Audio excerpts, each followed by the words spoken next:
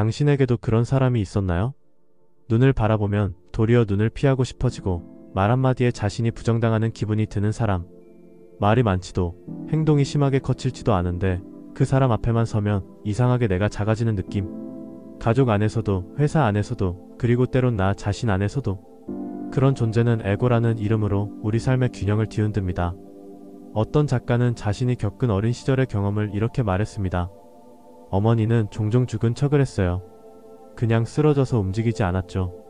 어린 나는 숨을 죽이고 가슴을 졸이며 확인하곤 했습니다. 정말 죽었을까? 진짜로? 어머니는 살아있었습니다. 그러나 그 아이의 감정은 점점 죽어갔습니다. 시간이 흐른 뒤 그는 깨달았습니다. 그 모든 행동은 어머니의 불안, 주목받고 싶은 갈망, 그리고 해결되지 않은 고통에서 비롯된 것이라는 걸요. 그는 어머니를 용서했습니다. 그러나 용서보다 먼저 해야 했던 일은 자신이 얼마나 오랫동안 타인의 감정에 휘둘리며 살았는지를 직면하는 것이었습니다.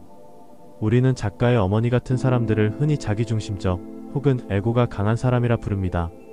그들은 자신의 논리, 감정, 필요를 강하게 드러냅니다. 그에 비해 나의 생각, 나의 감정, 나의 욕망은 무시되거나 가볍게 다뤄집니다.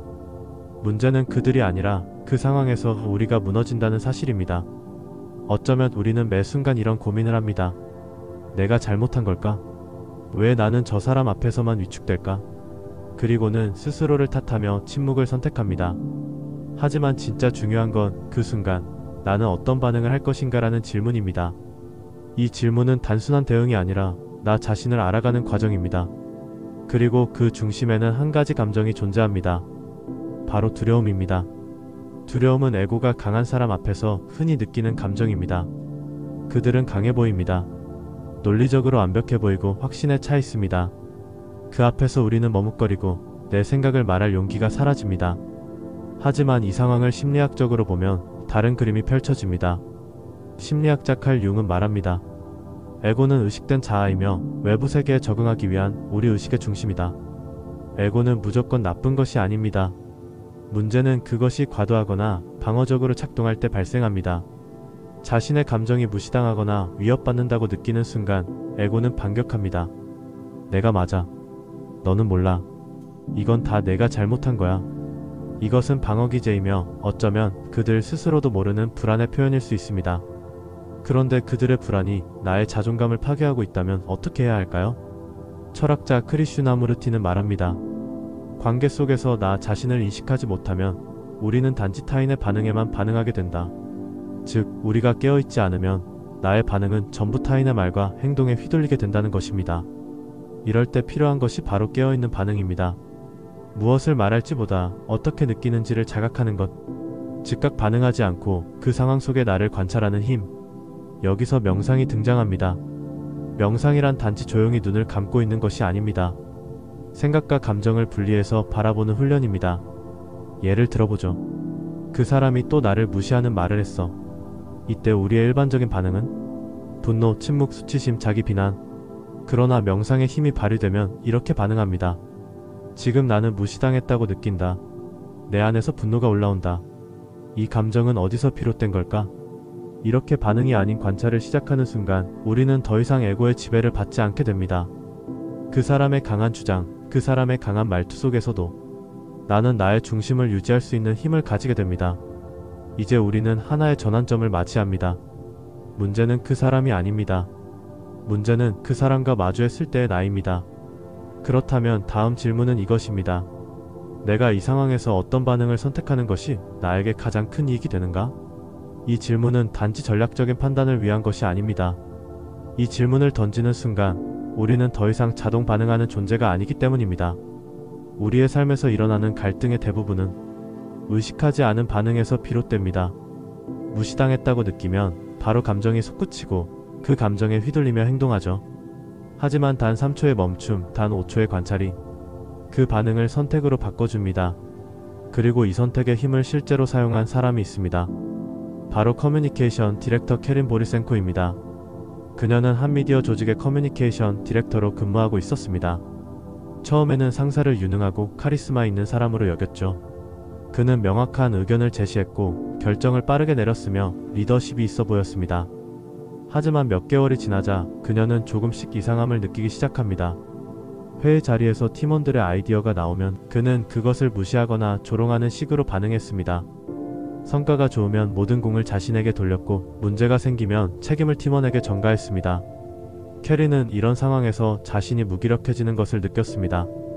무엇을 말해도 받아들여지지 않고 오히려 말하는 것 자체가 문제가 되는 분위기. 그녀는 점점 침묵했고 자존감이 무너져갔습니다. 하지만 그때 그녀는 하나의 결정을 합니다. 이대로는 안 되겠다.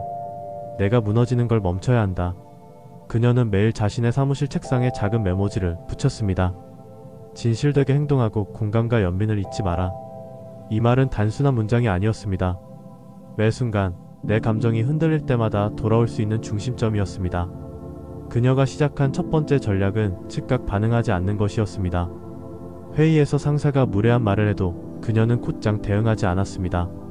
그 대신 내면에서 일어나는 감정을 관찰하며 나는 지금 어떤 감정을 느끼고 있는가? 이 상황에서 내가 진짜 원하는 결과는 무엇인가? 를 스스로에게 물었습니다. 두 번째 전략은 자기 돌봄이었습니다. 그녀는 직무 스트레스를 관리하기 위해 침맞기, 웨이트 트레이닝, 명상 등의 루틴을 도입했습니다. 매일 아침 30분은 조용한 시간으로 보내며 오늘 하루 내 감정의 중심을 유지할 수 있도록 스스로를 준비했습니다. 세 번째 전략은 탈출 계획이었습니다. 그녀는 이 조직이 더는 자신에게 건강한 환경이 아님을 깨달았고 조심스럽게 미래를 준비하기 시작했습니다. 결국 그녀는 조직을 떠나 이후 자신과 같은 어려움을 겪는 사람들을 돕는 코칭 회사를 설립합니다. 이 사례에서 우리가 배울 수 있는 것은 무엇일까요? 첫째, 에고가 강한 사람 앞에서 무너지는 것 자체가 나의 잘못은 아니라는 것. 그들의 에고는 자신의 불안을 감추기 위한 방패일 수 있습니다. 문제는 그것에 무의식적으로 반응하는 나의 패턴입니다. 둘째, 깨어있는 상태를 유지하기 위한 정신적 습관이 필요하다는 것. 캐린의 메모지처럼 우리가 중심을 잡을 수 있는 나만의 문장, 나만의 기준을 매일 리마인드하는 것이 중요합니다. 셋째, 자신의 에너지를 보존하고 장기적인 전략을 설계해야 한다는 것. 감정적으로 소모되며 매일 싸우는 것보다 그 에너지를 나를 위한 계획에 투자하는 것이 더 현명한 선택일 수 있습니다. 그리고 이 지점에서 우리는 또 하나의 중요한 질문에 다다르게 됩니다. 나는 이기적인 전략을 세워도 되는가? 나는 진짜 원하는 결과를 위해 나에게 최선의 이익을 추구해도 되는가? 많은 명상가들은 이 지점에서 도덕적으로 머뭇거립니다. 그냥 용서하라, 이해하라, 참아라고 말하죠. 하지만 성경에서도 예수는 말합니다. 너희는 뱀처럼 지혜롭고 비둘기처럼 순결하라. 즉, 지혜로운 이기심은 결코 나쁜 것이 아닙니다. 그것은 오히려 나를 지키고 더 나은 관계로 이끄는 도덕적 전략이 될 수 있습니다. 사례 하나를 더 살펴보겠습니다. 제시는 팬데믹 이후 병원을 새롭게 차린 상사 샘 밑에서 일하게 됩니다. 샘은 처음엔 유능하고 자신감 있는 상사처럼 보였습니다. 논리적이고 기술에도 능했고 어떤 상황에서도 흔들리지 않는 것 같았죠. 하지만 시간이 지날수록 제시는 샘의 에고에 짓눌리는 경험을 하게 됩니다. 샘은 자기가 중심이 되어야만 했고 팀원이 잘하면 내가 그렇게 가르쳤지라고 말했고 문제가 생기면 왜 그걸 너 혼자 판단했냐고 책임을 전가했습니다. 제시는 처음엔 저항하거나 바꾸려 들지 않았습니다. 그 대신 하나의 전략을 택했습니다. 상사의 자존심을 건드리지 않는 칭찬 중심 커뮤니케이션. 당신은 정말 논리적이시네요. 오늘 회의에서 컴퓨터 다루시는 모습 정말 감탄했어요. 그는 이렇게 말함으로써 갈등을 피하고 자신의 일에 집중하려 했습니다. 하지만 문제는 이 방식이 자신을 조금씩 피폐하게 만들고 있다는 데 있었습니다. 스스로 진심이 아닌 말을 반복해야 했고 그 과정에서 내가 왜 이런 말을 해야 하지? 라는 허탈감이 쌓여갔습니다. 결국 그는 6개월 만에 그 직장을 떠납니다. 이 사례는 중요한 사실을 알려줍니다. 지혜로운 대응이란 단순히 갈등을 피하는 것이 아니라 자신의 감정과 에너지를 지키기 위한 전략적 선택이어야 한다. 칭찬도 전략이 될 수 있고 침묵도 전략이 될 수 있습니다. 그러나 어떤 전략이든 그 중심에는 반드시 하나의 질문이 놓여 있어야 합니다. 나는 진정으로 무엇을 원하는가? 이 질문은 에고의 경쟁이 일상이 된 오늘날 우리가 붙잡아야 할 새로운 도덕의 출발점입니다. 저는 이것을 행복도덕이라 부르고 싶습니다. 행복도덕이란 나의 진정한 행복을 기준으로 삼는 도덕입니다. 많은 사람들이 도덕을 타인을 위한 규범이나 희생으로만 이해합니다. 하지만 도덕의 본래 목적은 나의 삶을 더 온전하게 만들고 결국 나를 더 행복하게 하는 것이어야 합니다. 그럴 때에만 타인을 향한 도덕도 진실한 것이 됩니다. 예수께서 말씀하신 내가 대접받고 싶은 대로 남을 대접하라는 황금률도 마찬가지입니다.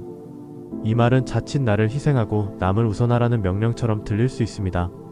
그러나 이 말씀을 자세히 들여다보면 남을 대접하기에 앞서 내가 어떻게 대접받고 싶은지를 아는 것이 선행되어야 함을 알 수 있습니다. 문제는 바로 여기에 있습니다. 과연 우리는 우리가 진정으로 원하는 것이 무엇인지 알고 있을까요? 혹시 우리는 사회가 바라는 욕망, 부모가 기대한 삶, 타인의 기준을 내 욕망인 줄 착각하고 살아가고 있는 것은 아닐까요? 그렇다면 이 황금률은 단순한 윤리적 지침이 아니라 오히려 자기 이해가 결여된 상태에서는 오용될 수 있는 위험한 명제가 될 수도 있습니다. 그래서 저는 이렇게 묻고 싶습니다. 내가 나를 모른다면 내가 진정으로 원하는 것을 어떻게 알 수 있을까? 그리고 이 질문은 곧 나는 누구인가? 라는 더 근본적인 물음으로 이어집니다. 이 물음이야말로 행복도덕의 진정한 출발점입니다. 진정한 도덕은 타인을 향하기 전에 먼저 나 자신을 이해하는 데서 시작됩니다. 나를 아는 것, 나의 진실한 욕망을 마주하는 것, 그것이야말로 타인과 세계를 진실하게 대하는 윤리의 첫걸음입니다. 그래서 도덕의 시작은 타인이 아니라 나입니다. 내가 원하는 것이 무엇인지, 내가 어떤 말을 들을 때 행복한지, 내가 어떤 관계 속에서 자존감을 느끼는지, 그리고 진짜 나를 아는 순간 우리는 이렇게 말할 수 있습니다. 나는 나를 존중받고 싶기 때문에 당신도 존중하겠습니다. 나는 내 감정을 무시당하고 싶지 않기 때문에 당신의 감정도 들어보겠습니다. 행복도덕은 나로 시작해 너에게 닿는 지혜입니다. 그것은 자기애에 머무르지 않고 나의 진정한 욕구를 통로 삼아 관계성을 향상시킵니다. 결국 모든 윤리적 삶은 나에서 출발하지만 우리로 완성됩니다. 이제 정리해볼까요? 첫째, 에고가 강한 사람 앞에서 위축되는 것은 자연스러운 심리 반응입니다. 둘째, 그 상황에서 나를 지키는 방법은 반응을 늦추고 내면을 관찰하는 깨어있는 의식입니다. 셋째, 내게 최선의 이익이 무엇인지를 판단하고 거기에 맞는 이기적인 전략을 세우는 것. 넷째, 하지만 그 전략의 기준은 타인을 해치는 것이 아니라 나를 지키면서도 관계를 유지하는 행복 도덕이어야 합니다. 그리고 마지막으로 모든 관계는 결국 나를 비추는 거울이라는 사실. 진짜 나는 관계 속에서 드러납니다. 당신에게 묻고 싶습니다. 지금 당신이 가장 힘들어하는 관계는 어떤 관계인가요? 그 사람과의 갈등 속에서 당신은 어떤 반응을 선택하고 있나요? 그리고 그 반응이 진짜 당신이 원하는 것을 이루어주고 있나요? 만약 지금 이 질문 앞에서 망설인다면 오늘부터 시작해보세요. 명상으로 하루를 열고 나의 감정과 생각을 관찰하고 내가 원하는 반응을 설계하세요. 그것이 결국 당신을 지키는 힘이 됩니다. 그리고 그 힘이 당신의 삶을 앞으로 이끌어갈 나침반이 될 것입니다. 이 영상이 당신의 마음에 울림을 주었다면 구독과 좋아요로 함께 해주세요. 댓글에 당신만의 행복도덕을 적어주셔도 좋아요. 우리는 함께 성장하는 존재니까요. 다음 이야기에서 또 만나요. 감사합니다.